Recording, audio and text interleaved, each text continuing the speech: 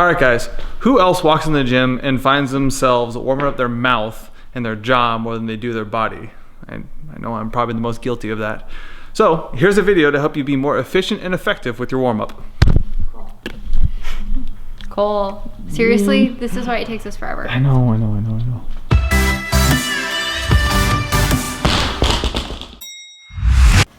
All right, what's up, guys? I got two warm-up videos for you. This first warm-up video is a high-level overview of my warm-up process. I'll share the general template that I use to decide what to include in my warm-up and why.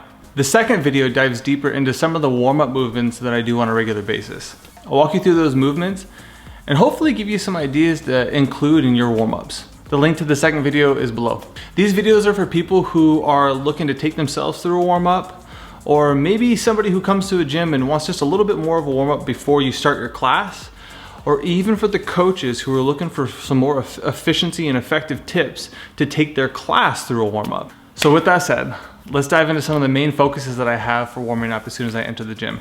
First things first, I do some cardio. The reason why I do some cardio is because I want to wake up the aerobic system.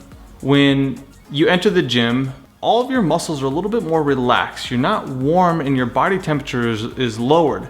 So I want to get into the gym and I want to open up the capillaries. I want to bring oxygen to the muscles. I want to wake the body up and let it know that it's about to be worked. So when you walk into the gym, go hop on a cardio machine, get on a bike, or you could go for a run, row, you could do some burpees, you could do an EMOM, but what your target is to just break a sweat. And your effort should be at a pace that you can kind of hold a conversation throughout it. It might be broken conversation. You want to feel your heart rate rise. And you're going to do this for about 5 to 15 minutes, whatever it takes to just start to break a sweat. You know, like when you start to get those beads of sweat on your forehead, that's your cue that you're primed and ready to go. But do keep in mind that this isn't your workout. This is meant to help you.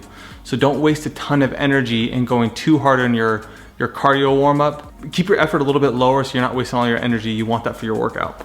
Once I finish my cardio warm-up, I move on to mobilizing my hips and shoulders. That's focus number 2. I focus on my hips and my shoulders because those are the two joints that get worked the most, especially in CrossFit. If we focus on warming up our hips and our shoulders, there's a lot of injury prevention that can come from that because a lot of injuries can originate from those ball and socket joints. Not to mention when warming up your hips and your shoulders, you pass through a lot of different ranges of motion, so you're also warming up a lot of the other musculature throughout your body. So some examples that I would do to warm up my hips and my shoulders. I'm a big fan of crossover symmetry. You guys have heard me talk about that before. I use the bands that they have to warm up my shoulders.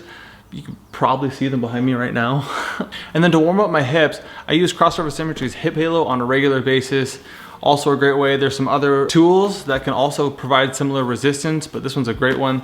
You can also use resistance bands to give yourself some tension to warm up your hips and shoulders, or just go through some body weight movements and warm up your hips and shoulders that way. Again, I go through some of the specific movements that I do in the next video. All right, so once I'm finished with that, I move on to workout specific movements. This is pretty self-explanatory. Now I'm starting to work towards getting ready for my actual workout. But one of the things that I'll focus on when I'm doing that, when I'm preparing for my workout, is I'll pick the most demanding movement and I'll start warming up for that movement first. That's because I'm looking for the most bang for my buck. I want to use as little energy as possible to warm up so I have more for my workout. I can bring a higher intensity to my workout. So if I'm going to do a workout that has some heavy clean and jerks and pull-ups in it, I'm going to warm up for the heavy clean and jerks first before I warm up for the pull-ups, because there's a good chance that I'm going to get plenty of warm in warming up for the clean and jerks, that the pull-ups will already be warm and ready to go. So really, I'm just looking for the most complex movements. For any Olympic list, if I'm doing the snatch or anything that's overhead, I'll spend some time in the bottom of an overhead position. If I'm squatting, I'll make sure that I warm up my squat and I'll mobilize that. Or maybe I have to do some jumps or some sprints. I'll make sure that my calves and my hamstrings are really good and warm, because the most complex movements are also the most demanding movements. So if we warm up for those first, we'll probably be warmed up for the easier, less demanding movements. One of the things that I'm focusing on when warming up is using as little energy as possible so I have more energy to give to my workout so I can bring a higher intensity. If I'm wasting a lot of time on warming up every single movement, by the time I get to my workout, I'm gonna be exhausted. I'm not gonna have as much energy as I could. So that brings me to the point where I add my final touches before hitting my workout. When warming up for a specific workout, I like to go through the movements in order a couple times, whether it be just a few reps and a couple times through that, just to prime the body, get the musculature and the neurological pathways ready to know that I'm gonna demand something of them. But I usually also find a muscle group that's a little bit more tight or something that's more fatigued than I want it to be, and I'll spend a little bit of time adding some of those final touches. Maybe I need to hypervolt a muscle group a little bit more, lacrosse ball out my shoulders or my mid back, or do some foam rollings to open up my hip flexors, whatever it is, just to get myself ready, again, adding those final touches before we're ready to hit our workout and get after it. Essentially, this is that point in your warm-up where you do whatever you need to do to feel good. So, next time you're in the gym, go hop on some cardio equipment and wake up that aerobic system. Then spend some time warming up your hips and your shoulders. From there, move on to the workout specific movements, and then add those final touches to make sure you're feeling good, to get the most out of your workout. I want you to bring as much intensity to it as you can. And for those of you who like a specific example, here's a good example of what a workout that I would do and how I would warm up for it. Our workout is 3 rounds for time of 21 calorie row, 15 toes to bar, and 9 thrusters at 135. So here's how I would warm up for that. I'd walk into the gym and I would hop on the bike for 10 minutes. As soon as I'm done with that, I'm gonna do the crossover symmetry, hip and shoulder activation protocol. As soon as I've completed that, now I'm gonna get into some workout specific movements. Again, I talked about hammering the complex movements first, and I think that one in this workout is the thruster. So I'd grab a barbell and I would start working through the ranges of motion that I'm gonna see in the thruster.